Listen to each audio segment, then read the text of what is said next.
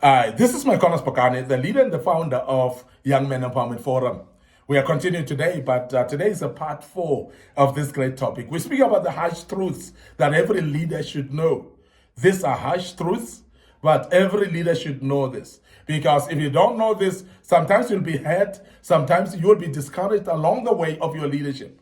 And sometimes you may not even know whether you're coming or going as a leader. And as a young man, we want to shape you as to become a great leader. Remember, on this platform, we are developing ordinary young men into extraordinary men of wisdom, integrity, and character. And we do this through kingdom principles. And I hope that you are following us on our social media platforms as we always posted different types of topics and teachings. Today, we're dealing with part 4 of this great topic, harsh truths that you need to know as a leader.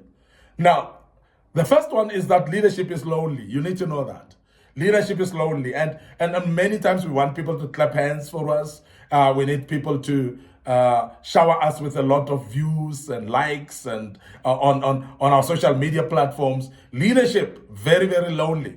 And you may not get those likes, you may not get those followership. There are those that are ghosting and following actually behind without liking and clicking any button. But for sure, they're listening and following you. So as a leader as well, whether it's in a workplace or in a church or in any different organization, there are those followers that follow you quietly. And it may not show that they like you. It may not show that they are part of what you're doing. It might not show that they're actually appreciating your vision. And that's the reason why leadership becomes so lonely. And it's because many people are actually appreciating from far. Many people don't actually raise their voice to talk and say, we appreciate what you're doing. So it becomes so lonely. Nobody seems to be supporting you. Nobody seems to be accompanying you or walking along with you. And that's the reason why sometimes when you're presenting a material, people are looking at you as if they're seeing a ghost. And they're just not responding sometimes on what you are teaching or you're speaking about. But it is sinking in them. They may not respond. And I want you to understand that that will make leadership to feel lonely. So leadership is lonely. Sometimes you can't vent sideways or down even. And you just have to carry it. Because you cannot speak to people around you, and sometimes you cannot even speak to your own team members. Because there are those things that you have to keep them confidential because they are very key within you. And they would actually maybe discredit you if you're going to share them with subordinates. Therefore, you have to carry it. There are those cries behind closed doors alone, whereby you have been pained and hurt by your own subordinates, by your own team members sometimes. You cannot share that with them. You cannot share that with anyone. And therefore, you are keeping it within yourself. And alone, you carry it on your shoulders. And also, as a leader, remember, you still need to show emotional intelligence. You still need to show also leadership. And honor and respect. You still need to show people that you don't act on favoritism. Even though they've had to, but you still cannot hate back. You cannot hate them back. You cannot. You need the humbleness and humility of leadership. And that is what makes leadership to be lonely. And we must emphasize that because there are many people that think that in leadership, you're pressing a cruise mode and it's okay and it's easy every day. Difficult to lead to people because people have different cultures, backgrounds, characters, behaviors, and therefore it makes it so difficult. And as I say, you don't always have somebody to share this burden with, and it becomes very, very lonely. Secondly, you can't avoid a conflict when you're a leader. And I want to emphasize that because there are many times where we want to run away from conflicts and we want to sweet coat some things. We want to sugarcoat things. And we want to sometimes not be honest and transparent. And we don't give proper feedback because we're avoiding conflict. And sometimes as leaders, you don't want to discipline people because you are afraid of a conflict. And I want to emphasize this, that you cannot avoid conflict by all means. And as a leader, you're going to have conflict one way or another. And it is going to be there. It is part of leadership. It's the package of leadership. And therefore, be aware as a leader that you will not be able to avoid conflict. So therefore, be ready for conflict because it is going to happen. And when conflict happens, it's just the point of how do you then deal with it? Because it's not if it happens, it's when it happens. The reason is because conflict will surely happen. It's just the fact that you need to deal with it in a different way. So we want to emphasize that leaders be aware that you can't avoid conflict. So what you don't address actually festers into much larger problems, because there are those things that you keep quiet about that because you say, I want to avoid conflict. You don't address them while it's still early. Now you want to avoid conflict. What happens then is that they escalate. And whatever you didn't address today because you were avoiding conflict, it grows and grows and becomes bigger.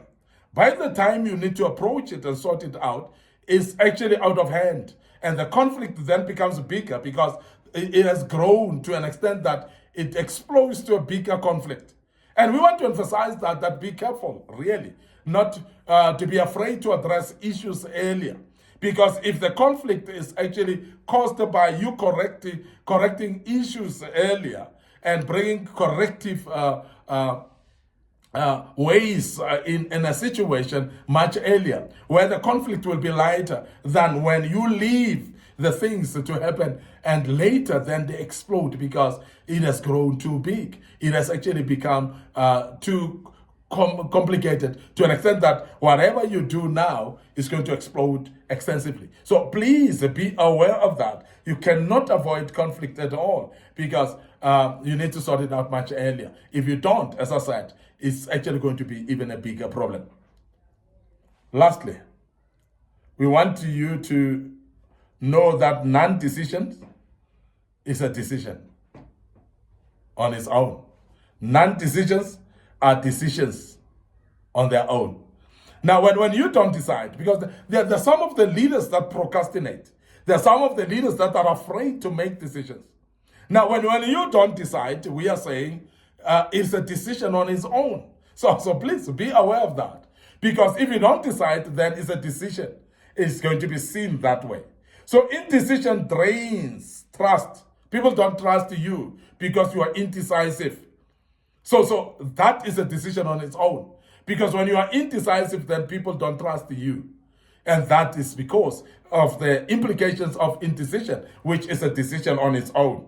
So what happens is the momentum then becomes affected. Because when people don't trust you, then the momentum is disrupted. And therefore, you are actually going to see that your indecision is a decision on its own. So you have to make the hard choices sometimes. You have to make hard decisions sometimes. You have to face things head on. You have to address the issues earlier and don't be afraid of it. And sometimes when you want to decide on something that turns the operations and the way of work at your workplace, you are afraid to do that. You're going to delay. By the time you change, it has cost you a lot. And therefore, we are urging you as a leader to make decisive actions. Because when you decide, it is going to be only the right way to do. Because if you decide, then that decision will actually be followed. So we have to make some hard choices sometimes. The choices that you will be actually in between, whereby if I choose this, these are the consequences. If I choose that, this will be the consequences. So therefore, weigh the consequences and look at the benefits out of it. Now, if the benefits outweighs the consequences, the negative consequences, so go for that, because that's the real thing that you have to make a choice about. So we need to face hard choices and make them as leaders. And if you cannot do, remember that a non-decision in your life will always remain a decision as well. I want to end up here today, your host, Micornus Phokane. This was part 4 of this great topic, and I believe that you are learning out of it. Tomorrow, we will deal with part 5, which will be a wrap-up to this topic, and I hope that you are learning.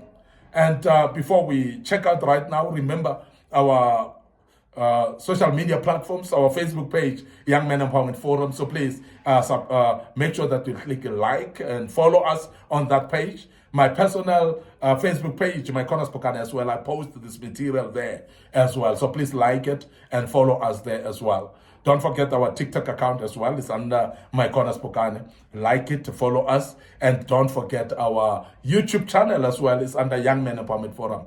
Our YouTube channel under Young Men Empowerment Forum. You need to subscribe to it. You need to click notification buttons as well. So please browse through it. Go through some materials that were posted in the past. A lot of material. There's a lot of pipeline there that is full of materials that you need to check on. And the good Lord will bless you as you follow that. Pick up some materials that are very important for you. Share them as well with your friends, with your loved ones, with your colleagues, with your fellow managers as well. So please don't forget as well to share the links of these social media platforms with people that you are acquainted for. Also, don't forget to share it on your timeline, because your friends that are on your timeline, they'll be able to be seeing this material and be part of it as well. I've done a lot, and I want to wish you all the best for this day, and I hope that you'll join us for part 5 tomorrow as we wrap up this topic. Allow me right now to say cheers for now.